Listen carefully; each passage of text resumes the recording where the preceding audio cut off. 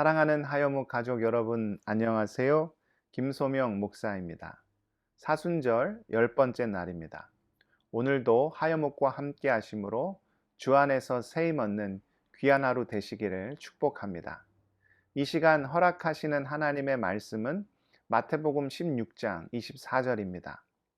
이에 예수께서 제자들에게 이르시되 누구든지 나를 따라오려거든 자기를 부인하고 자기 십자가를 지고 나를 따를 것이니라. 아멘.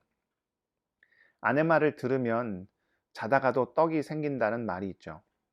아내 말을 잘 듣자는 의도에서 나온 표현이겠지만 한편으로 생각하면 그만큼 남편이 아내 말을 안 듣는다는 거죠. 요즘이야 내비게이션이 잘 발달돼서 길을 잃어버릴 염려가 크게 없지만 예전에는 여행할 때 어떻게 갔습니까? 지도 한 장 달랑 들고 떠났죠. 그렇게 가다가 길을 잘 모르면 아는 사람에게 물어봐야 하잖아요. 그런데 남자는 그 알량한 자존심 때문에 절대 길을 물어보지 않습니다. 그 옆에 있는 아내가 걱정하며 차를 세워놓고 물어보자고 해도 남자는 큰 소리 떵떵 쳐가면서 절대 길을 물어보지 않죠. 결국 어떻게 되나요? 이쪽으로 가다가 여기가 아닌게벼, 저쪽으로 가다가 저기도 아닌게벼, 그렇게 빙글빙글 돌죠. 그럼 그때부터 차 안은 어떻게 됩니까? 제3차 세계 대전이 벌어집니다. 오늘 말씀은 사순절을 보내는 우리에게 너무나도 잘 어울리는 말씀이 아닐까 합니다.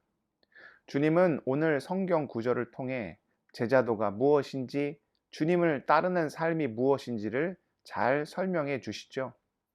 가장 먼저 눈에 띄는 단어가 누구든지입니다. 학창 시절 자주 듣던 이야기 중에 공부에는 왕도가 없다는 말이 있습니다. 공부를 잘 하기 위해 다른 방법, 어떤 쉽게 가는 지름길은 없다는 거죠.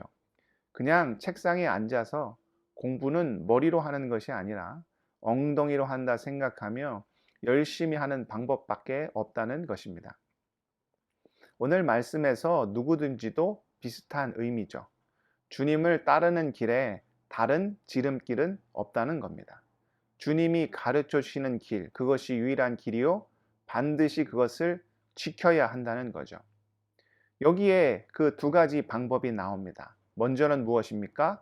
자기를 부인하는 것입니다. 자기 생각, 자기 고집, 자기 교만, 자기 판단을 내려놓는 것이죠. 어제 묵상했던 내용을 다시 살펴보면 베드로가 왜 주님께 칭찬받았나요? 주님을 그리스도로 고백했기 때문이죠. 그런데 베드로가 그렇게 고백할 수 있었던 이유가 무엇이었나요?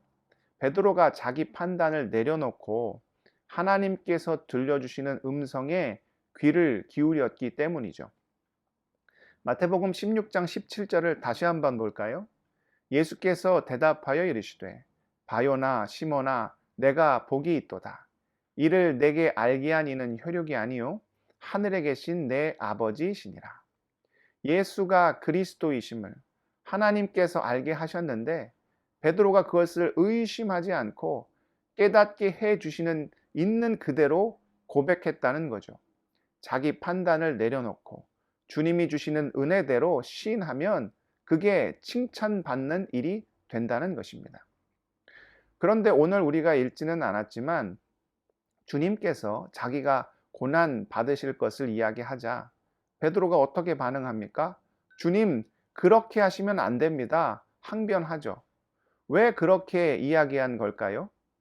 자기 딴에는 모든 것을 다 버리고 주님을 따랐죠. 그 이유가 무엇이었나요? 그렇게 하면 나중에 뭐 한 자리라도 얻을 줄 알았던 거죠. 그런데 주님이 그냥 세상을 떠나시면 자기는 어떻게 되는 겁니까? 말짱 하여묵이 아니라 말짱 도루묵 되는 거죠. 그래서 주님을 만류한 거예요. 하나님의 생각이 아니라 자기의 욕심과 고집대로 반응하니까 이번에는 주님께서 베드로에게 어떻게 말씀하십니까? 사단아, 내 뒤로 물러가라. 너는 나를 넘어지게 하는 자로다. 그리고 나서 제자들에게 오늘 가르침을 주고 계신 거죠. 나를 따라오기 위해서는 자기를 부인하고 자기 생각을 내려놓고 자기 십자가를 져야 한다. 가끔 어떤 분은 자기를 부인하고를 자기 부인하고로 잘못 읽는 분이 있어요. 근데 제가 보기에는 그것도 맞는 것 같아요. 남편이 자기 고집을 내려놓고 자기 부인, 자기 아내의 이야기를 들어야 하는 것처럼 주님의 음성을 들으면 되는 거죠. 그러면 자다가도 뭐가 생긴다? 믿음의 은혜의 떡이 생긴다는 거죠. 그렇게 자기를 부인한 후에 무엇을 해야 합니까? 자기 십자가를 져야 합니다. 주님이 주시는 명령에 적극적으로 순종해야 하죠. 성경에서 누구보다 주님의 뜻에 순종하며 십자가의 길을 온전히 걸어간 사람이 사도 바울이죠. 그가 고린도에 갔을 때 너무 낙심이 되었습니다. 고린도가 당시 모든 것에 발달한 어마어마한 도시였죠. 그런데 그만큼 죄악이 가득한 땅이었습니다. 바울이 로마서를 고린도에서 썼는데 로마서 1장 후반부를 보면 온갖 죄악에 대해 기록되어 있죠. 다 무엇을 보고 썼겠습니까? 그거 다 고린도에서 보고 쓴 거죠. 바울이 고린도에서 도저히 영적으로 그것이 감당이 안 되니까 낙심하고 있었는데 주님이 바울에게 말씀하시죠. 사도행전 18장 9절입니다. 밤에 주께서 환상 가운데 바울에게 말씀하시되 두려워하지 말며 침묵하지 말고 말하라. 왜 밤에 주님께서 환상 가운데 말씀하셨을까요? 바울이 너무 마음이 곤고하고 낙담이 되니까 우리식으로 하면 밤새 철야한 거예요. 그렇게 철야 기도하다가 주님의 환상을 본 거죠. 그때 주님이 어떻게 말씀하십니까?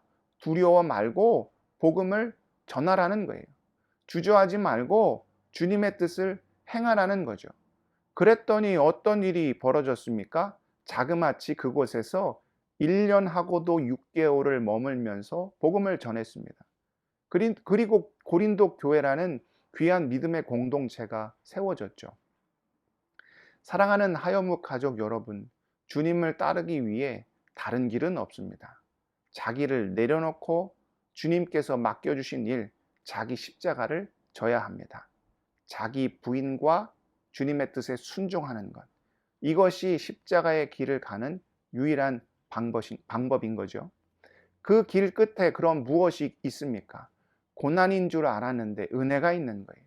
죽음인 줄 알았는데 영생이 있는 거죠. 좁은 길인 줄 알았는데 구원의 길임을 깨닫게 된다는 거죠. 사순절 이 귀한 말씀을 통해 온전히 주님께 순종함으로 제자도의 삶을 온전히 살아 그 예비하시고 준비하신 복과 은혜를 충만히 누리는 우리 하여묵 모든 가족들 다 되실 수 있기를 축복합니다. 기도하시겠습니다. 사랑의 하나님, 우리가 주님이 원하시는 길을 걸어가길 원합니다. 자기를 부인하고 주님께 순종하여 십자가의 길을 걸어가 좁은 길이지만 그 끝에 복이 있고 은혜가 있고 영광이 있고 기쁨이 있음을 알아. 우리를 위해 마련하신 그 길, 우리 십자가를 능히 지고 주의 능력을 의지하며 담대히 이 길을 걸어갈 수 있도록 아버지 함께하여 주옵소서.